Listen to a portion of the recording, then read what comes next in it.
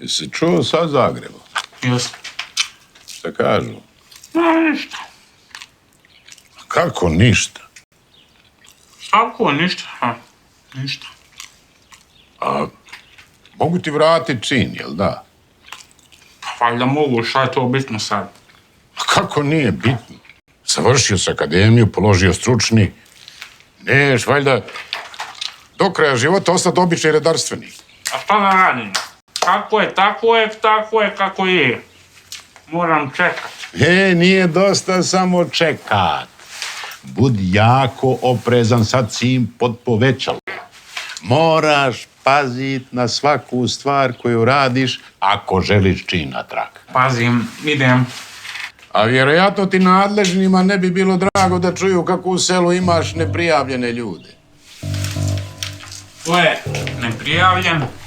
Pa Ruža? Ćemo opet o Ruži. Tu je već prilično dugo i ne misli brzo otići. Jel se prijavila? Nije. Jel se ti želiš svađat? Prestan više s Ružom. Ja sam samo primijetio nepravilnost, šta se odmah pališ? Pravi policajac bio odveo u stanicu i obavio svoj posao kako Bog zapovijeda. Ne trebaš me učiti poslu. Očito moram. Nije čudo da ste degradirali. Ne znaš ni prijaviti građanina. Drž se dalje od stanice.